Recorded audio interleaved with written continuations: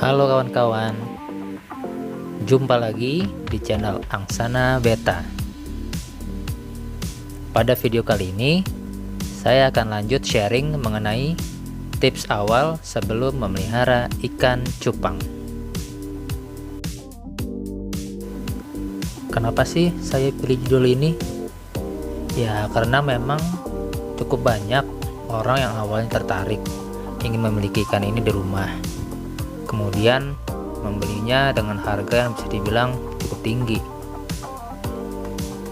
Setelah itu barulah muncul permasalahan di belakang. Ada yang sampai kapok juga, trauma, udah beli ikan mahal tapi nggak mau makan. Bahkan ada yang takut ganti air karena setelah ganti air ikannya stres. Dan masih banyak lagi permasalahan lainnya. Saya berharap dengan video ini dan video-video selanjutnya, kawan-kawan bisa memelihara ikan ini dengan mudah dan nggak lagi kapok. Karena sesungguhnya tidak sulit untuk merawat ikan cupang.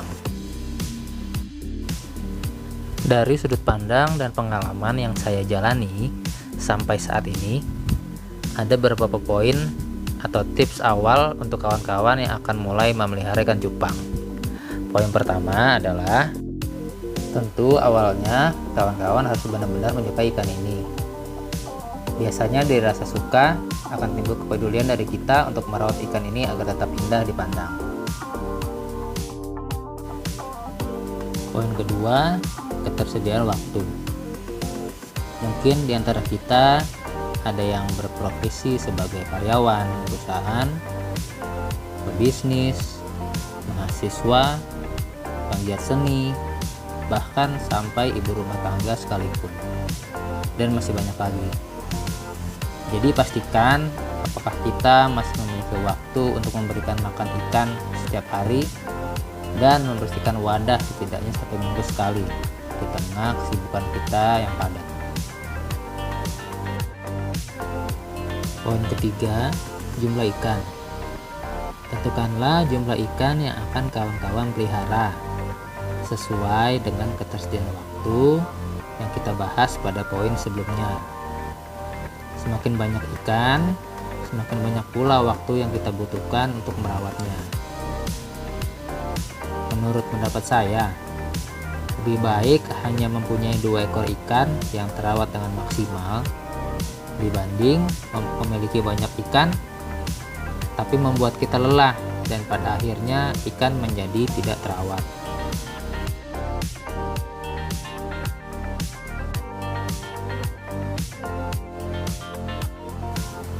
Poin nomor 4, pilih ikan sesuai selera. Semua ikan cupang jika dirawat dengan baik pasti akan menyenangkan untuk dipandang. Jangan terlalu mengikuti tren yang sedang ramai, karena biasanya harganya tinggi. Namun, harga tidak selalu menentukan bahwa ikan tersebut akan bagus menurut pandangan kita.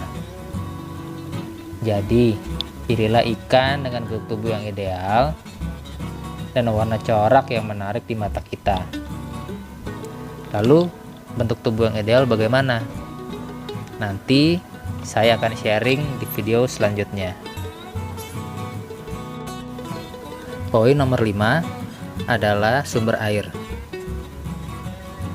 Power of hydrogen atau umumnya kita sebut pH adalah tolak ukur tingkat keasaman atau kebasahan. pH air netral adalah 7. Jika kawan-kawan ingin mengetahui berapa pH air yang kita miliki, kawan-kawan bisa membeli pH meter di toko online atau toko ikan hias.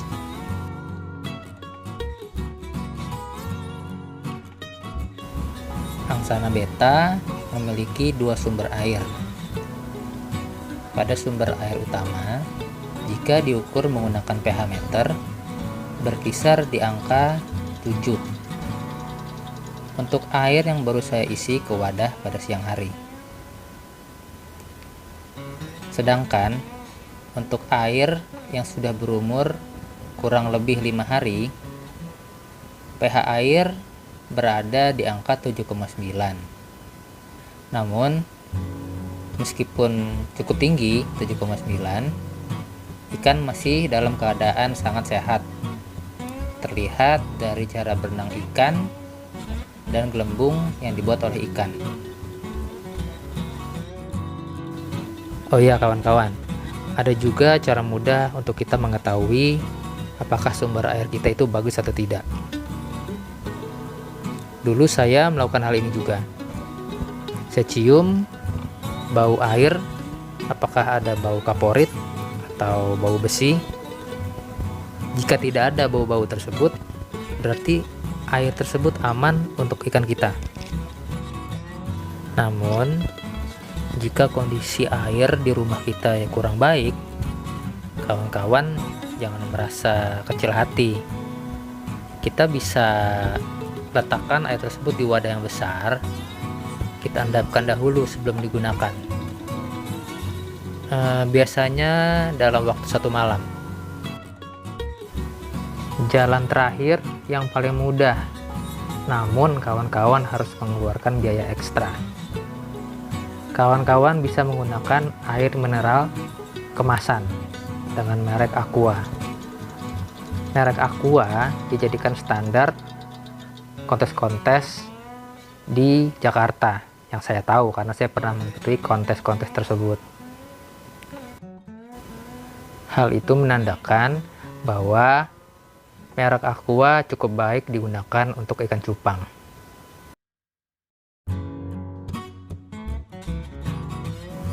Lanjut ke poin nomor 6, ketersediaan pakan. Ada berbagai macam pakan untuk ikan cupang, seperti pelet, pakan beku, atau pakan hidup.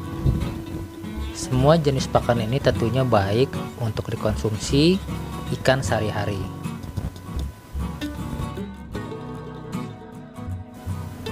Saya berharap ada penjual pakan hidup yang tidak jauh dari tempat tinggal kawan-kawan, karena saat ini sudah cukup banyak orang yang berdagang pakan ini. Sedangkan untuk pakan pelet dan pakan beku, kawan-kawan cukup mudah untuk membeli di toko online. Dari ketiga jenis pakan tadi, terdapat kelebihan dan kekurangannya masing-masing. Dalam video selanjutnya, saya akan membahas mengenai hal tersebut sampai bagaimana cara menyimpannya. Sekarang kita masuk ke poin terakhir, poin ke-7, wadah hidup, ikan, dan peralatan pendukung. Ikan cupang bisa hidup di wadah kecil sekalipun, selama kualitas air tetap terjaga. Namun, sebaiknya pilihlah wadah yang cukup untuk ikan berenang dengan leluasa. Minimal menggunakan botol air mineral ukuran 1,5 liter, yang kita bisa potong atasnya seperti ini. Namun, jika menggunakan botol ini, keindahan ikan tidak terlihat karena buram. Biasanya botol ini digunakan oleh para breeder setelah melakukan proses sortir burayak di umur 2,5 bulan. Sebaiknya kawan-kawan pemula yang ingin menikmati keindahan ikan ini setiap saat bisa menggunakan soliter dengan ukuran 2 atau 4 liter. Wadah dengan ukuran ini tersedia dengan bahan plastik, akrilik, dan kaca. Wadah ikan cupang ini juga cukup mudah ditemukan di pasar ikan hias ataupun di toko online. Umumnya berkisar harga dari 3 ribuan rupiah sampai 40 ribuan sesuai kualitasnya masing-masing.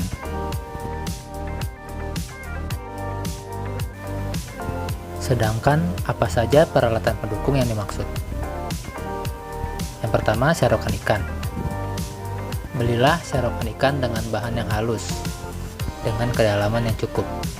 Tidak ada sudut seperti yang ada di video ini. Dan perhatikan sisi-sisinya, karena sering terdapat bagian tajam yang berasal dari lem yang mengering. Kawan-kawan bisa haluskan dengan amplas atau kikir gunting kuku. Selanjutnya pipet. Alat ini biasanya digunakan untuk memberi pakan hidup dan juga bisa untuk membersihkan kotoran yang ada di dasar air. Peralatan pendukung yang terakhir yaitu obat-obatan. Jangan menunggu sampai ikan sakit baru kita membeli obat-obat yang dibutuhkan. Minimal kawan-kawan memiliki obat seperti garam, licit, atau akriflavin.